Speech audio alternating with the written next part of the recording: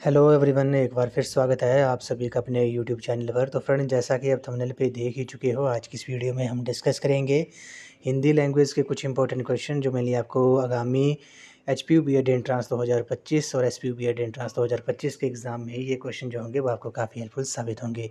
ये हम previous year question आज हम इस वीडियो में डिस्कस करेंगे। तो फ्रेंड्स, आपने शॉर्ट फॉर्म में नोट्स जो हैं वो ज़रूर बना लेने हैं, क्योंकि रिवीजन के टाइम ये क्वेश्चन आपको काफ़ी हेल्पफुल साबित होंगे। तो फ्रेंड्स, अगर आप सभी कमीशन कमेटी या टीचिंग एप्टीट्यूड और एटीट्यूड के 100 प्रैक्टिस क्वेश्चन और अदर सेक्शन का इंपॉर्टेंट कंटेंट अगर आप परचेज़ करना चाहते हो, तो मात्र आपने 200 रुपीज़ जो है पेड करने हैं। पेमेंट का जो स्क्रीनशॉट है वह आपने 9816270168 नंबर पे आपने व्हाट्सएप कर देना है पेमेंट का स्क्रीनशॉट। उसके बाद आपको प्रोटेक्टेड पीडीएफ जो है वो प्रोवाइड कर दी जाएंगी और उसके बाद आपको व्हाट्सएप ग्रुप में जो है ऐड कर दिया जाएगा। गर्ल्स के लिए अलग व्हाट्सएप ग्रुप होगा, बॉयज़ के लिए अलग व्हाट्सएप ग्रुप होगा, और उन व्हाट्सएप ग्रुप में आपको फ्री ऑफ कॉस्ट जो है सभी सेक्शन का important content up to date जो है वो प्रोवाइड कर दिया जाएगा। तो बस आपने मात्र 200 रुपीज़ जो है वो पेड करने हैं। तो फ्रेंड्स, अगर आप एचपी और एसपीयू बीएड एंट्रांस 2025 की तैयारी कर रहे हो, तो इसके लिए मैंने एक अलग से प्लेलिस्ट बनाई है, जिसका जो लिंक है वो मैंने डिस्क्रिप्शन बॉक्स में दे दिया है। आप वहां पर जाकर वीडियोस देख सकते हो। वहां पर आपको सभी सेक्शंस की वीडियोस आपको देखने को मिलेंगी। तो फ्रेंड्स, वीडियो को शुरू करते हैं। क्वेश्चन नंबर 31 है। बोला गया कि मुहावरे का युक्तिगत अर्थ जो है वो नहीं है। अब इसमें जो मुहावरा दिए हैं इनका जो युक्तिगत अर्थ नहीं है, किस मुहावरे का नहीं है, ये आपने बताना है। तो क्वेश्चन नंबर 31 को डिस्कस करने से पहले बात करते हैं मुहावरे के बारे में। तो मुहावरे किन्हें कहा जाता है, तो अब इसको एक डेफिनेशन से समझते हैं। जब वाक्य में किसी शब्द या शब्द समूह का सामान्य अर्थ नहीं लिया जाता, बल्कि उसी से मिलता जुलता अर्थ अर्थात लाक्षणिक अर्थ जो है वो लिया जाता है, और ये अर्थ जो है वो रूढ़ बन जाता है, तब इसे हम मुहावरा कहते हैं। ठीक है। तो किसी वाक्य में किसी शब्द या शब्द समूह का सामान्य अर्थ नहीं लिया जाता है, बल्कि उसी से जो मिलता जुलता अर्थ जो है वो लिया जाता है, और वे अर्थ जो होता है वे रूढ़ बन जाता है, तब हम उसे मुहावरा कहते हैं। जैसे उदाहरण के लिए, लोहे के चने चबाना, लोहे के चने चबाना, मुंह में पानी भर आना, हाथ बढ़ाना, नाक काटना आदि मुहावरों के शाब्दिक अर्थ न लेकर उनके जो लाक्षणिक अर्थ हैं वही लिए गए हैं। जैसे आपने वो आपके मुहावरे कहलाते हैं। ठीक है। तो इसमें बताना है कि मुहावरे का युक्तिगत अर्थ जो है वो नहीं है। तो छठी का राजा जो है, ये इस क्वेश्चन का सही आंसर हो जाएगा। छठी का राजा का जो युक्तिगत अर्थ नहीं है, वे कठिन परिश्रम करने वाला जो है वो छठी का राजा का युक्तिगत अर्थ नहीं है। बाकी जो ऑप्शन है, जैसे चादर से बाहर पैर फैलाना जो है मर्यादा का उल्लंघन करना, ये भी ठीक है। छाती उमड़ाना यानी कि प्रेम या करुणा से गदगद होना, पेंदे के बल बैठना, पराभव मानना, ठीक है। ये तीनों ऑप्शन सही हैं। जो छठी का राजा यानी कि कठिन परिश्रम करने वाला जो है वो इसका युक्तिगत अर्थ नहीं है। ऑप्शन नंबर ए जो है इस क्वेश्चन का राइट आंसर है।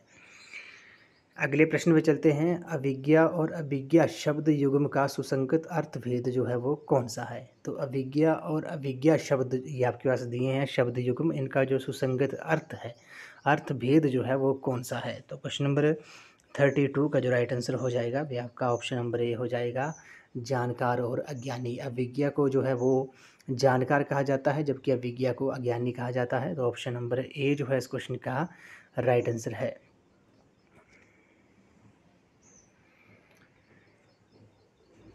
नेक्स्ट क्वेश्चन पे चलते हैं। बोला गया है कि भाववाचक संज्ञा से निर्मित विशेषण जो है, तो भाववाचक संज्ञा से जो निर्मित विशेषण है वे कौन सा है। क्वेश्चन नंबर 33 का जो राइट आंसर होगा वे आपका ऑप्शन नंबर बी हो जाएगा, प्यारा जो है इस क्वेश्चन का राइट आंसर है। ये भाववाचक संज्ञा से निर्मित जो है वो विशेषण है। अब संज्ञा की बात कर लेते हैं। संज्ञा जो होते हैं ऐसे पदों को जो किसी व्यक्ति, स्थान, वस्तु, विचार या भाव का बोध कराते हैं, उन्हें संज्ञा पद जो है वो कहा जाता है। ये आपने याद रखना है। अब इस क्वेश्चन में बात है भाववाचक संज्ञा की।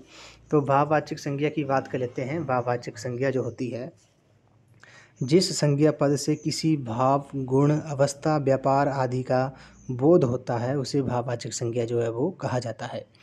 तो जिस संज्ञा पद से किसी भाव, गुण, अवस्था, व्यापार आदि का बोध होता है, उसे भाववाचक संज्ञा कहा जाता है। जैसे सत्य, न्याय, प्रेम, दवा, क्रोध, ऊंचाई, अच्छाई, सुंदरता, पढ़ाई, बुढ़ापा, बचपन, खरीद आदि जो हैं वो आपके भाववाचक संज्ञा के उदाहरण हैं। तो भाववाचक संज्ञा की जो डेफिनेशन मैंने आपको बताई, जो किसी भाव गुण अवस्था, किसी भाव गुण या अवस्था का व्यापार आदि का बोध करते हैं, उसे भाववाचक संज्ञा जो है वो कहा जाता है। तो प्यारा जो है इस क्वेश्चन का राइट आंसर हो जाएगा।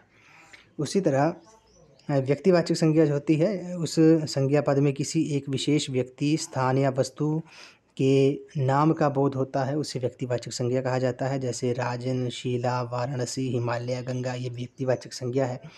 जातिवाचक संज्ञा जो होती है, जिस संज्ञा पद से किसी वर्ग के सभी प्राणियों, वस्तुओं या स्थानों का जो है बोध होता है, उसे जातिवाचक संज्ञा कहा जाता है। जैसे आदमी, शेर, शहर, गाय, नदी, पहाड़, पुस्तक, मेज आदि ये जो है वो आपकी जातिवाचक संज्ञा के उदाहरण है।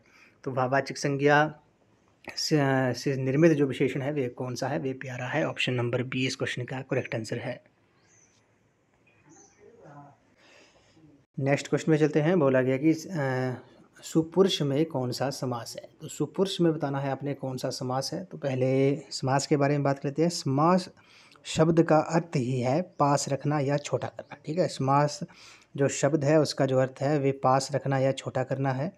भाषा के प्रयोग में समासिक शब्दों के प्रयोग से संक्षिप्तता और शैली में उत्कृष्टता एवं सटीकता जो है वो आती है। ठीक है, ये आपने याद रखना है। और समस्त पदों के अंगों को अलग करने की प्रक्रिया को जो है वो समास विग्रह जो है वो कहा जाता है। समास के 6 भेद होते हैं। तो पहले बात कर लेते हैं सुपुरुष में जो है वो कौन सा समास है। तो सुपुरुष में जो समास है वे आपका कर्मधारय समास है। ऑप्शन नंबर बी इस क्वेश्चन का राइट आंसर हो जाएगा। अब बात कर लेते हैं कर्मधारय समास के बारे में। तो कर्मधारय समास के बारे में हम बात कर लेते हैं। जो कर्मधारय समास होता है, जहाँ समस्त पद के दोनों खंडों में विशेषण, विशेष्य या उपमान, उपमेय संबंध हो, वो कर्मधारय समास होता है। अर्थात कर्मधारय में पहला पद जो होता है वो विशेषण या उपमावाचक होता है। जैसे नील कमल है जो है, ठीक है, नील कमल जो है वो विशेषणवाचक है। और नरसिंह जो है नरों के सिंह के समान, ये उपमा वाचक है। ठीक है, तो कर्मधारय समास होता है जहाँ समस्त पदों के दोनों खंडों में विशेषण, विशेष्य या उपमान, उपमेय का संबंध हो, उसे कर्मधारय समास कहा जाता है। द्विगु समास जो होता है, द्विगु समास की बात कर लेते हैं। द्विगु समास में क्या होता है? जिस समस्त पद का पहला पद जो है वो संख्यावाचक विशेषण होता है और वे समस्त पद जो होता है वो समूह का बोध कराता है, उसे द्विगु कहते हैं। तो द्विगु समास में आपने याद रखना है, पहला पद जो होता है वे संख्यावाचक विशेषण होता है। जैसे चौमासा 4 मासों का समूह, त्रिभुवन 3 भुवनों का समूह, शताब्दी यानी कि 100 अब्द यानी कि वर्षों का समूह, ठीक है, उसे शताब्दी कहते हैं। जैसे हो गया चौराहा, हो गया त्रिकाल, हो गया, ये जो है वो आपके द्विगु समास होते हैं। उसके बाद बात करते हैं हम तत्पुरुष समास के बारे में, जहाँ समस्त पदों के 2 खंडों के बीच से परसर्ग का बोध हो जाता है, उसे तत्पुरुष समास कहा जाता है। अव्ययी भाव समास होते हैं, समस्त पदों के 2 खंडों में पहला खंड अव्यय हो और वे पूर्ण समस्त पद भी प्राय क्रिया विशेषण या अव्यय का कार्य करता हो, उसे समस्त पद अव्ययी भाव समास होता है।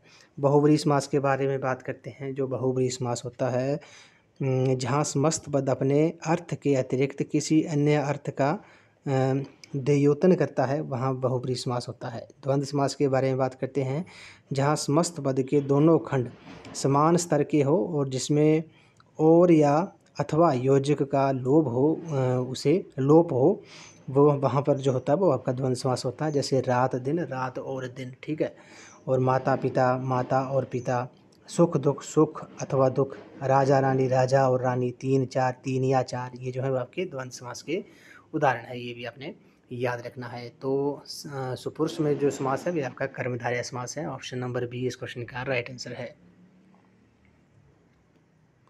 नेक्स्ट क्वेश्चन पे चलते हैं। जिसे बुलाया ना गया हो वाक्य के लिए एक शब्द है। तो जिसे बुलाया ना गया हो वाक्य के लिए जो एक शब्द होगा क्वेश्चन नंबर 35 का, वे आपका ऑप्शन नंबर ए हो जाएगा। अनाहुत जो है इस क्वेश्चन का राइट आंसर है। जिसे बुलाया ना गया हो उसे अनाहुत जो है वो कहा जाता है। उसी तरह वाक्यांश के लिए, शब्दों के लिए एक शब्द जैसे इम्पोर्टेंट है, ईश्वर में विश्वास करने वाला जो है उसे आस्तिक कहा जाता है।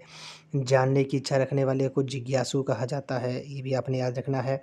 जो पहले हो चुका हो, उसे भूतपूर्व जो है वो कहा जाता है। ठीक है, जिसमें संदेह ना हो उसे निस्संदेह कहा जाता है। जो कम खाता हो उसे अल्पाहारी कहा जाता है, ये भी आपने याद रखना है। और जो ईश्वर को ना मानता हो उसे नास्तिक कहा जाता है, ये भी इम्पोर्टेंट है, ये भी आपसे एग्ज़ाम में पूछ सकते हैं। जिसके आने की निश्चित तिथि ना हो, यानी कि जिसके आने की निश्चित तिथि ना हो उसे अतिथि जो है वो कहा जाता है, ये भी आपने याद रखना है। उसी तरह जिस पर विश्वास किया जा सके उसे विश्वसनीय कहा जाता है। अच्छे आचरण वाले को सदाचारी जो है वो कहा जाता है। तो जिसे बुलाया ना गया हो उसे अनाहुत जो है वो कहा जाता है। अगले प्रश्न पे चलते हैं। यथाविधि का सही उत्तर बताइए। तो यथाविधि का जो सही उत्तर होगा वे कौन सा ऑप्शन हो जाएगा? क्वेश्चन नंबर 36 का जो राइट आंसर है वे आपका ऑप्शन नंबर बी है। यथाविधि यानी कि विधि के अनुसार जो है इस क्वेश्चन का राइट आंसर है। नेक्स्ट क्वेश्चन पे चलते हैं। निम्नलिखित क्रियाओं में कौन सी क्रिया अनुकरणात्मक नहीं है? तो आपने बताना है कि कौन सी क्रिया जो है वो अनुकरणात्मक नहीं है। क्वेश्चन नंबर 37 का जो राइट आंसर हो जाएगा ये आपका ऑप्शन नंबर सी हो जाएगा। जुठलाना जो है वो आपकी अनुकरणात्मक जुठलाना क्रिया जो है वो आपकी अनुकरणात्मक जो है वो नहीं है। ऑप्शन नंबर सी इस क्वेश्चन का राइट आंसर है। अब बात करते हैं हम क्रिया के बारे में। तो क्रिया जिस पद से किसी कार्य के करने या होने का बोध होता है उसे क्रिया जो है वो कहा जाता है। ठीक है, तो जिस पद से किसी कार्य के करने या होने का बोध हो उसे क्रिया कहते हैं। दौड़ता है, खाता है, पढ़ता है, लिखा पढ़ा, ये जो है वो आपके क्रियापद हैं, ये भी आपने याद रखना है। उसके बाद बात करते हैं क्रिया के भेद के बारे में। तो क्रिया के जो होते हैं वो मुख्यतः दो भेद होते हैं। अब दो भेद जो होते हैं वो कौन कौन से होते हैं? जैसे अकर्मक क्रिया होगी। अकर्मक क्रिया में क्या होता है? जिन क्रियाओं को कर्म की आवश्यकता होती है, तो जिन क्रियाओं को कर्म की आवश्यकता होती है उन्हें अकर्मक क्रिया कहा जाता है। जैसे आना, जाना, हंसना, रोना, सोना, दौड़ना, बैठना, ये जो है वो आपकी अकर्मक क्रिया है। अकर्मक क्रिया में कर्म की आवश्यकता नहीं होती है। तो अकर्मक क्रिया, जिन क्रियाओं में कर्म की आवश्यकता नहीं होती है उसे अकर्मक क्रिया कहते हैं। सकर्मक क्रिया कौन सी होती है? सकर्मक क्रिया जो होती है जिन क्रियाओं को कर्म की आवश्यकता जो है वो पड़ती है। तो जिन क्रियाओं को कर्म की आवश्यकता पड़ती है उन्हें सकर्मक क्रिया कहा जाता है। जैसे लिखना, पढ़ना, दिखाना, सौंपना, कहना, बेचना, बनाना, समझाना जो है वो आपकी सकर्मक क्रिया है, ये आपने याद रखना है। अगले प्रश्न पे चलते हैं। सचित्र शब्द में जो संधि है वे कौन सी है? क्वेश्चन नंबर 38 का जो राइट आंसर होगा अभी आपका ऑप्शन नंबर बी हो जाएगा। सचित्र शब्द में जो है वो आपकी व्यंजन संधि है। ऑप्शन नंबर बी जो है इस क्वेश्चन का राइट आंसर है। अब बात करते हैं व्यंजन संधि के। पहले संधि के बारे में बात करते हैं। तो ध्वनियों के पास पास आ जाने से उनके मिलने पर जो परिवर्तन या विकार होता है उसे संधि जो है वो कहा जाता है। ये आपने नोट कर लेना है। ध्वनियों के पास पास आ जाने से उनके मिलने पर जो परिवर्तन या विकार होता है उसे संधि कहा जाता है, ये भी आपने याद रखना है। और स्वर संधि के बारे में बात करते हैं। स्वर संधि कौन सी होती है? तो दो स्वरों के मिलने से जो परिवर्तन या विकार होता है उसे स्वर संधि जो है वो कहा जाता है, ये अपने नोट कर लेना है। दो स्वरों के मिलने से जो परिवर्तन या विकार होता है उसे स्वर संधि कहा जाता है। व्यंजन संधि के बारे में बात करते हैं। व्यंजन संधि जो होती है पहले शब्द के अंत में यदि व्यंजन हो और दूसरे शब्द के आदि में व्यंजन या स्वर हो तो दोनों के मिलने से जो परिवर्तन होता है उसे व्यंजन संधि जो है वो कहा जाता है। तो व्यंजन संधि के बारे में बात कर ली हमने। पहले शब्द के अंत में यदि व्यंजन हो और दूसरे शब्द के आदि में व्यंजन या स्वर हो तो दोनों के मिलने से जो परिवर्तन होता है उसे व्यंजन संधि कहा जाता है। उसी तरह बात करते हैं विसर्ग संधि के बारे में। तो विसर्ग का किसी स्वर या व्यंजन के साथ मेल होने पर जो परिवर्तन होता है उसे विसर्ग संधि जो है वो कहा जाता है, ये भी आपने याद रखना है। अगले प्रश्न में चलते हैं। निम्नलिखित में से कौन सा शब्द वृद्धि संधि का उदाहरण जो है वो नहीं है? तो वृद्धि संधि का जो उदाहरण नहीं है वह आपने बताना है। क्वेश्चन नंबर 39 का जो राइट आंसर है वह आपका ऑप्शन नंबर सी हो जाएगा। गुरुपदेश जो है वो इस क्वेश्चन का राइट आंसर है। ये वृद्धि संधि का जो है वो उदाहरण जो है वो नहीं है। ऑप्शन नंबर सी जो है इस क्वेश्चन का राइट आंसर है। गुरुपदेश जो है वो वृद्धि संधि का जो है वो उदाहरण नहीं है। ऑप्शन नंबर सी जो है इस क्वेश्चन का राइट आंसर है। अगले प्रश्न में चलते हैं। लिखाई शब्द में जो प्रत्यय है वे कौन सा है? तो बात करते हैं प्रत्यय के बारे में। पहले भी हमने डिस्कस किया था ये क्वेश्चन। तो प्रत्यय जो होते हैं जो शब्दांश मूल शब्द के अंत में जुड़कर अंत में लग कर, ठीक है, जो शब्दांश जो होते हैं शब्द के अंत में लग कर नए शब्द बनाते हैं उसे प्रत्यय जो है वो कहा जाता है। ये आपने याद रखना है। तो लिखाई शब्द में जो प्रत्यय है वे आपका आई है। ऑप्शन नंबर डी जो है इस क्वेश्चन का करेक्ट आंसर है। जो शब्दांश शब्द के अंत में लगकर नए शब्द जो है बनाते हैं उन्हें वो प्रत्यय जो है वो कहा जाता है। ऑप्शन नंबर डी इस क्वेश्चन का राइट आंसर है। उसी तरह उपसर्ग जो होते हैं, उपसर्ग के बारे में बात करते हैं। जो वे वाक्यांश जो मूल शब्द के पहले जुड़ते हैं उन्हें उपसर्ग जो है वो कहा जाता है। ये भी आपने याद रखना है। उपसर्ग जो है वो शब्दों के पहले जुड़ते हैं और प्रत्यय जो है वो शब्द के बाद जो है वो जुड़ते हैं। तो लिखाई शब्द में जो प्रत्यय है वे कौन सा है? वे आई है। ऑप्शन नंबर डी इस क्वेश्चन का राइट आंसर है। तो फ्रेंड्स, अगर आपको आज का जो सेशन है वे पसंद आ रहा है तो वीडियो को लाइक शेयर एंड कमेंट भी साथ में ज़रूर कर दें। चैनल को सब्सक्राइब भी जरूर कर दें और इस वीडियो को चैनल को जो है अपने दोस्तों के साथ भी शेयर जो है वो आप ज़रूर कर दें। नेक्स्ट क्वेश्चन में चलते हैं। निम्न में से कंठ्य ध्वनि जो है वो कौन सी है? काफ़ी इंपॉर्टेंट क्वेश्चन है। क्वेश्चन नंबर 41 का जो राइट आंसर है वे आपका ऑप्शन नंबर ए है। क और ख जो है वो आपकी कंठ्य ध्वनियाँ हैं। ये भी आपने याद रखना है। क ख ग घ ण जो वर्ण है उनका जो उच्चारण स्थान है वे कंठ से होता है। इनका नाम जो है वो कंठ्य व्यंजन है। ये आपने याद रखना है। और च छ ज झ ण जो है वो आपके उच्चारण स्थान जो है उनका तालु है। तालव्या ध्वनियाँ हैं, ठीक है। ट ठ ड ढ न जो है वो मूर्धा उच्चारण स्थान है इनका, मूर्धन्य वर्ण नाम है इनका। थ थ द ध न जो है वो आपके उच्चारण स्थान जो है वो दांत है, दंत्य वर्ण नाम है।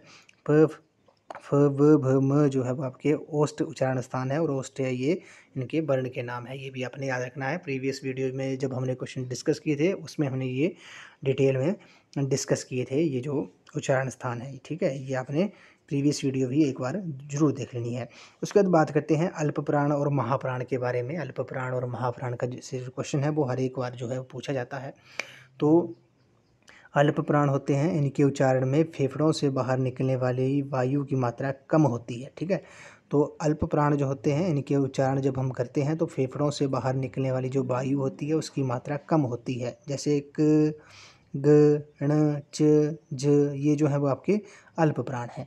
महाप्राण की बात करते हैं, इनके उच्चारण में फेफड़ों से बाहर निकलने वाली वायु की मात्रा जो होती है अपेक्षाकृत जो होती है वो अधिक होती है। जैसे ख ग छ ये जो है वो आपके महाप्राण हैं। तो अल्प प्राण और महाप्राण का आपने याद रखना है। अल्प प्राण में क्या होता है, इनके उच्चारण में फेफड़ों से बाहर निकलने वाली वायु की मात्रा जो होती है वो कम होती है अल्प प्राण में। महाप्राण में जो होता है फेफड़ों से बाहर निकलने वाली वायु की मात्रा जो होती है वो अपेक्षाकृत अधिक होती है। अगले प्रश्न चलते हैं। दांत का उच्चारण स्थान जो है वो क्या है? तो क्वेश्चन नंबर 42 का जो राइट आंसर है वह आपका ऑप्शन नंबर ए है। नाक जो है इस क्वेश्चन का राइट आंसर है। नेक्स्ट क्वेश्चन में चलते हैं। हिंदी में कितने वर्ण हैं? तो हिंदी में जो है वो कितने वर्ण हैं, इस क्वेश्चन का जो आंसर है वो आपने कमेंट सेक्शन में ज़रूर बताना है। आपने कमेंट सेक्शन में बताना है कि हिंदी में कितने वर्ण हैं। ये क्वेश्चन मैं आपके लिए छोड़ देता हूँ। अगले प्रश्न में चलते हैं। खटमल शब्द जो है, खटमल शब्द जो है वो कौन सा शब्द है? तो खटमल शब्द जो है इस क्वेश्चन का जो राइट आंसर है वह आपका ऑप्शन नंबर ए है। खटमल जो शब्द है वह आपका पुल्लिंग है। ऑप्शन नंबर ए जो है इस क्वेश्चन का राइट आंसर है। जो खटमल शब्द है वे आपका कौन सा शब्द है? ये पुल्लिंग शब्द है। ऑप्शन नंबर ए जो है इस क्वेश्चन का राइट आंसर है। अब इसके बारे में भी एक थोड़ा सा हम डिटेल में बात कर लेते हैं लिंग के बारे में, ठीक है। क्योंकि यहाँ से भी क्वेश्चन जो है वो एक या दो क्वेश्चन प्रीवियस ईयर के भी आप देख सकते हो, इसमें भी यहाँ से भी क्वेश्चन जो है वो पूछा जाता है। तो लिंग के बारे में बात करते हैं। हिंदी में लिंग का जो व्याकरणिक महत्व है क्योंकि उसके कारण जो है शब्द का रूप जो है वो बदलता है, ठीक है। तो लिंग संज्ञा का, लिंग जो है वो संज्ञा का वे लक्षण है जो संज्ञा के पुरुषवाची या स्त्रीवाची होने का बोध कराता है। लिंग के दो भेद होते हैं, पुल्लिंग और स्त्रीलिंग, ठीक है। ये आपने याद रखना है। इस वीडियो का लास्ट क्वेश्चन है, निम्नलिखित में से कौन सा शब्द जो है वो उपसर्ग रहित है। तो उपसर्ग जो रहित है वे शब्द कौन सा है। क्वेश्चन नंबर 45 का जो राइट आंसर है वे आपका ऑप्शन नंबर बी है। कहार जो है वे शब्द जो है वो उपसर्ग रहित है। उपसर्ग जो होते हैं ये शब्दों के पहले लगते हैं, उससे पहले जुड़ते हैं। प्रत्यय जो है वो शब्द के बाद जुड़ते हैं। ठीक है, तो कहार जो है वो शब्द जो है वो उपसर्ग रहित है। तो फ्रेंड्स आज की इस वीडियो में बस इतना ही। आज हमने हिंदी लैंग्वेज और हिंदी ग्रामर के कुछ इंपॉर्टेंट क्वेश्चन जो हैं वो डिस्कस किए, जो मेनली प्रीवियस ईयर क्वेश्चन थे। ये जो आज हमने डिस्कस किए प्रीवियस ईयर के एग्ज़ाम में ये क्वेश्चन पूछे गए थे, जो मेनली आपको आगामी HP और SP BEd एंट्रेंस 2025 के एग्ज़ाम में ये क्वेश्चन जो होंगे वो आपको काफ़ी हेल्पफुल साबित होंगे।